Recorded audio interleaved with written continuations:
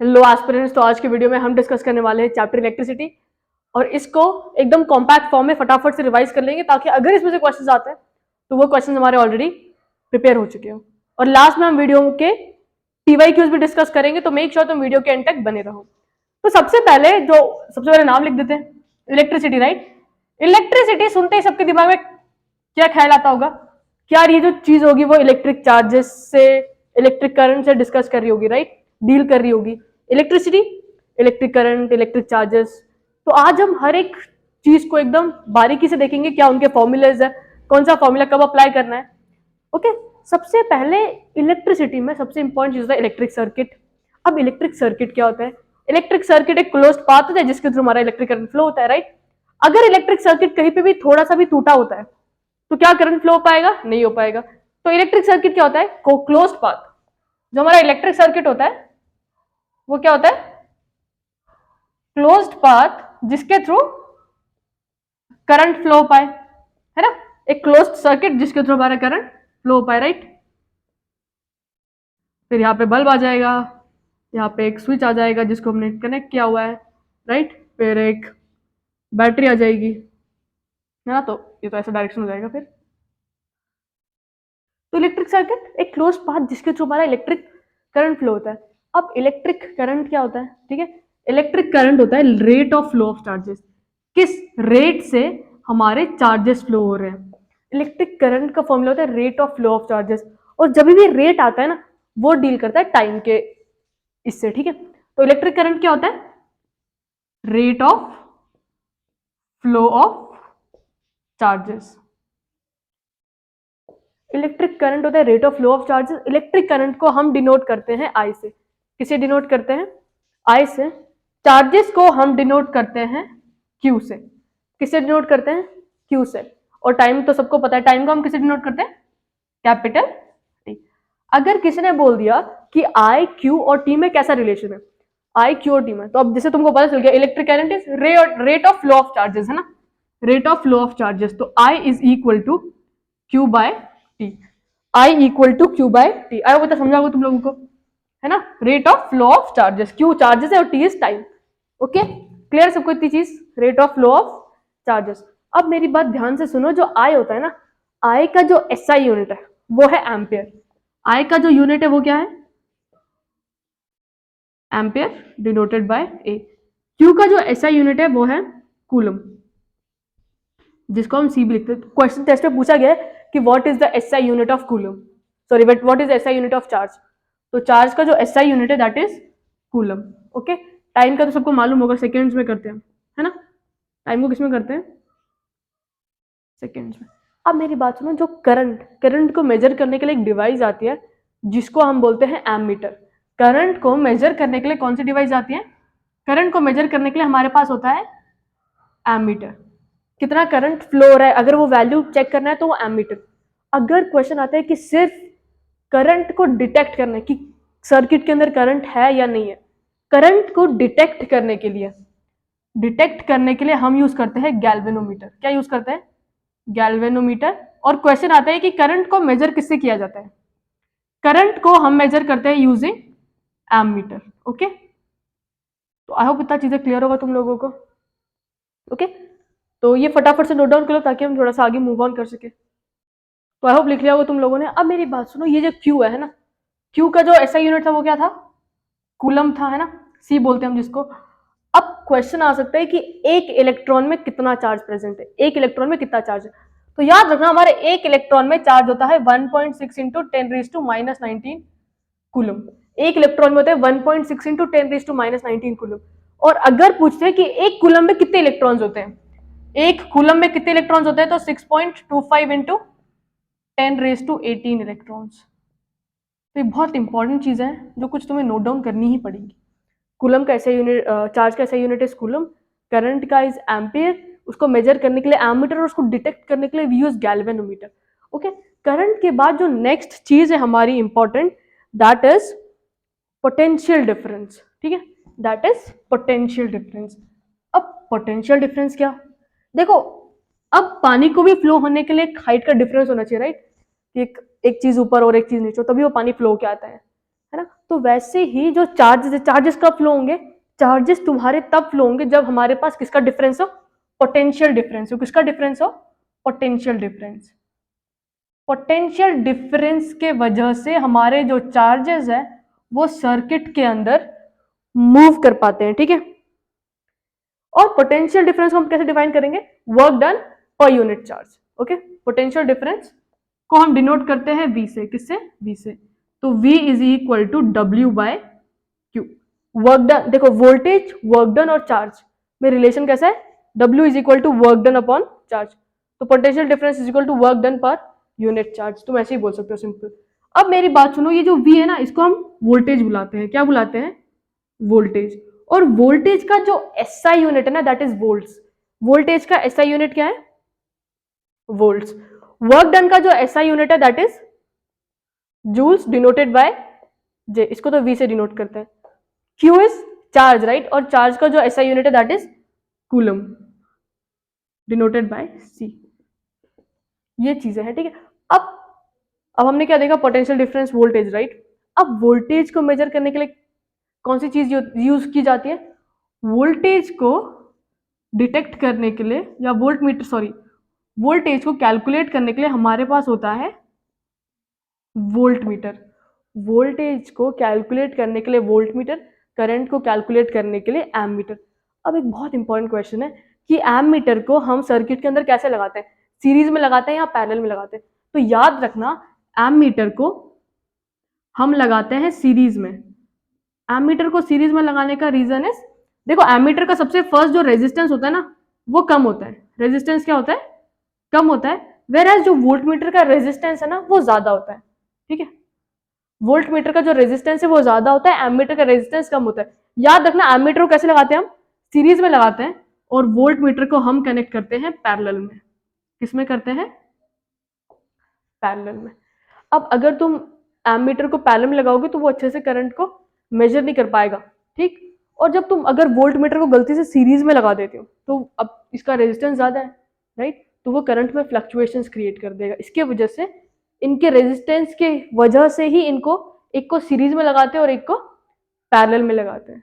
Okay, तो I hope पता तुमको समझा होगा। फटाफट से इसे नोट डाउन कर लो ताकि हम आगे बढ़ सके। पोटेंशियल डिफरेंस वाली चीजें क्लियर है। एमीटर को किसमें लगाते हैं? सीरीज में।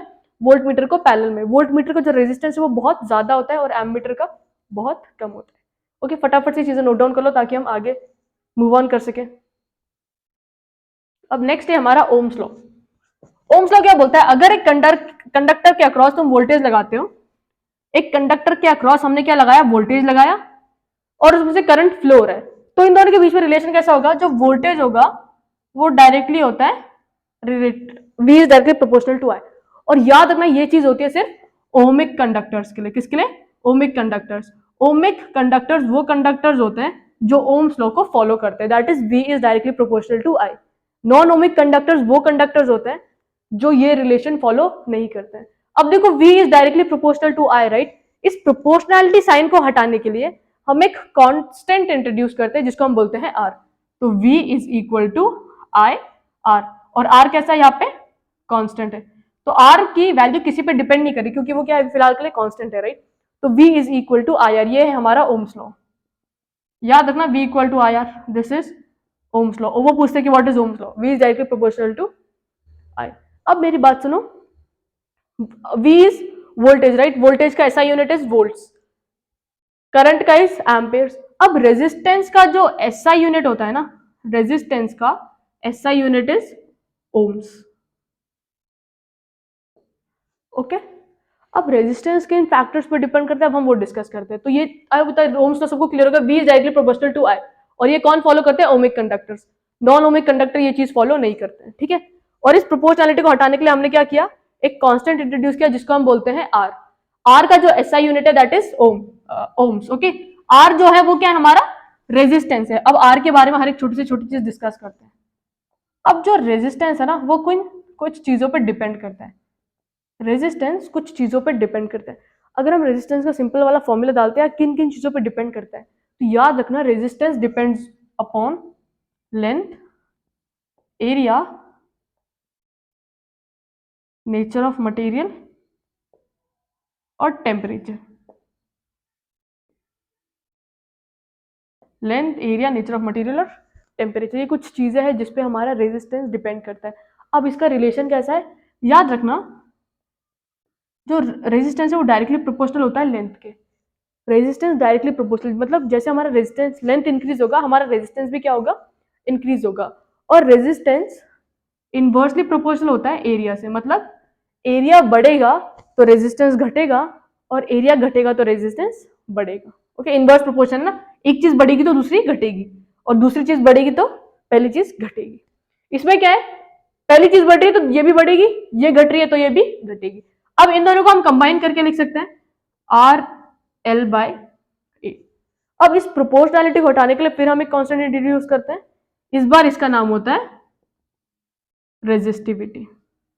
ओके, लेंथ का ऐसा unit metre, area metre square, right है ना। अब जो आर है ना, आर रेजिस्टेंस है और ये है हमारा रेजिस्टिविटी। ये क्या है, रेजिस्टिविटी। अब रेजिस्टिविटी का जो एसआई यूनिट है that is ohm, ohm metre. क्या है, ओम मीटर। ओके, तो आई होप पता चीज समझा होगा। तुम ये चीजें लिख लो, बहुत इंपॉर्टेंट है टेस्ट में, रेजिस्टेंस पे इस पे क्वेश्चंस बेस्ड। अब हम अगर ये बात करते हैं एक छोटी सी चीज, रेजिस्टेंस होता क्या है। रेजिस्टेंस बेसिकली जो भी रेजिस्टेंस प्रोवाइड करते हैं, अगर हमारे charges flow, right, electric current flow कब फ्लो होता है, जब चार्जेस आएंगे, राइट है ना। जो भी रेजिस्टेंस वो प्रॉपर्टी है जो हमारे इलेक्ट्रिक चार्जेस को फ्लो नहीं होने देता है, ठीक है। ये क्या करता है, resist flow of charges, resist flow of charges, इसको हम बुलाते हैं रेजिस्टेंस, ठीक है। अब एक इंपॉर्टेंट चीज याद रखना, जैसे अब इंसुलेटर्स और मेटल्स है वो क्या होते हैं, गुड कंडक्टर्स होते हैं, राइट। अगर जो भी गुड कंडक्टर्स होंगे ना तो इनका रेजिस्टेंस क्या होना चाहिए, कम होना चाहिए, है ना। जो भी हमारे कंडक्टर्स हैं उनका जो रेजिस्टेंस है वो क्या होना चाहिए, कम होना चाहिए। तो कंडक्टर्स जैसे मेटल्स और एलॉयज, मेटल्स एंड एलॉयज, तो इनका रेजिस्टेंस क्या होना चाहिए, कम होना चाहिए। क्यों, क्योंकि ये तो गुड कंडक्टर्स होते हैं तो करंट को एकदम आसानी से फ्लो होने देते हैं, ये कुछ बाधा वाधा नहीं लाते, राइट। तो मेटल्स और एलॉयज का जो रेजिस्टेंस होता है ना वो किस रेंज का होता है ये जान लो, 10⁻⁸ टू 10⁻⁻6 ओम मीटर्स, ठीक है। रेजिस्टिविटी किस रेंज में होता है इनका, 10⁻⁸ टू 10⁻6। अगर इसी की जगह पे अगर हम इसकी बात करते हैं इंसुलेटर्स, अब तुम्हें ये पता होगा कि जो इंसुलेटर्स है वो करंट को फ्लो होने देते हैं क्या, नहीं, राइट। तो इंसुलेटर्स का क्या होना चाहिए, रेजिस्टेंस ज्यादा होना चाहिए, क्योंकि वो क्या कर रहे हैं, वो करंट को फ्लो नहीं होने देते। तो इनका जो रेंज होता है ना दैट इज 10⁻12 टू 10⁻17, ठीक है। मेटल्स और एलॉयज को क्या होता है 10⁻⁸ टू 10⁻6, इंसुलेटर का होता है 10⁻12 टू 10⁻17। ये बहुत इंपॉर्टेंट चीज है, छोटी चीज है बट बहुत इंपॉर्टेंट रोल प्ले करेगी। फटाफट से इसे नोट डाउन कर लो ताकि हम रेजिस्टेंस से क्वेश्चंस कैसे सॉल्व किए जाते हैं वो डिस्कस कर लेंगे। ओके, फटाफट से इसे नोट डाउन कर लो तुम लोग। ओके, चलो अगर हम बात करेंगे रेजिस्टेंस का जो हमारा सिंबल होता है वो कैसा होता है, रेजिस्टेंस का जो हमारा सिंबल होता है ना वो होता है कुछ ऐसा। और रेजिस्टेंस को हम दो वे में ला सकते हैं, या तो सीरीज में या तो पैरेलल में। ओके, अब सीरीज और पैरेलल क्या, अब देखो सीरीज मतलब सीरीज कनेक्शन वो कनेक्शन होता है जिसके अंदर करंट तुम्हारा डिवाइड नहीं हो रहा है, बट पैरेलल कनेक्शन में क्या होता है, करंट डिवाइड होता है। जैसे सोचो हमारे पास ऐसा है, ये है हमारा सर्किट। अब देखो जो करंट इधर से फ्लो हो रहा है वही करंट इधर से फ्लो हो रहा है, वही करंट इधर से फ्लो हो रहा है, वही करंट इधर से फ्लो हो रहा है, वही करंट इधर से फ्लो हो रहा है। तो R1 से जो करंट जा रहा है वही R2 से करंट जा रहा है ना। तो हमेशा याद रखना जब करंट तुम्हारा डिवाइड नहीं होता है ना, जब R1 से जो करंट पास हो रहा है वही करंट हमारा R2 से पास हो रहा है। तो जिस केस में करंट डिवाइड नहीं होता है उस सीरीज को, उस रेजिस्टेंस वाली इसको हम बोलते हैं सीरीज में। हमेशा याद रखना सीरीज में जो तुम्हारा करंट है ना वो क्या होता है, सेम होता है। करंट कहां पे सेम होता है, जितने भी रेजिस्टेंस अगर तुम सीरीज में लगा रहे हो उस केस में जो करंट है वो सेम आएगा, बट हर एक का, इन सबका जो वोल्टेज है ना वो डिफरेंट आएगा। वोल्टेज क्या आएगा, डिफरेंट आएगा। वोल्टेज क्या आता है, डिफरेंट। क्यों, क्योंकि देखो इवन दो करंट सेम है बट V का फॉर्मूला क्या होता है, I/R। अब देखो इससे भी वही करंट जा रहा है, इससे भी वही करंट जा रहा है, बट R की वैल्यू इसके लिए अलग होगी, इसके लिए अलग होगी, है ना। जैसे अगर इसके लिए R की वैल्यू 2 है, सोचो दोनों के थ्रू करंट जा रहा है 1 एम्पियर का, बट V निकालने जाएंगे 1 इंटू 2 ओम, तो ये 2 वोल्टेज हो जाएगा इसका। और सोचो ये इसका जो रेजिस्टेंस है वो 3 है, तो V इक्वल टू 1 इंटू 3, तो 3 M, राइट। हमेशा याद रखना सीरीज के केस में जो हमारा करंट होता है वो सेम होता है, बट वोल्टेज क्या होता है, डिफरेंट। और इसका जो फॉर्मूला होता है, अगर हमें बोल दिया कि सीरीज में है रेजिस्टेंस और इसका टोटल रेजिस्टेंस फाइंड करो, क्या करो, टोटल रेजिस्टेंस। तो इस केस में क्या करना है, जितने भी रेजिस्टेंस लगे हुए हैं ना उन सबको एड अप कर लेना, बस उन सबको क्या करना है, add up, R1 plus R2। अगर 3 लगे होंगे तो R1 plus R2 plus R3, अगर n लगे होंगे तो R1 plus R2 plus R3 dot dot dot dot Rn। ठीक है, इसमें क्या करना है, सारे रेजिस्टेंसेस को एक साथ एड अप कर लेना है। बट यही पे अगर पैरेलल के साथ है ना, तो पैरेलल में याद रखना जो करंट है वो डिफरेंट होता है, बट इस केस में जो वोल्टेज होता है ना वो हमारा सेम आता है। वोल्टेज क्या आता है, सेम आता है। ठीक है, अब इसका कनेक्शन देख लो, ऐसा होगा, ऐसा ऐसा, ये ऐसा होगा। ठीक है, ये हो गया अपना वोल्टेज V।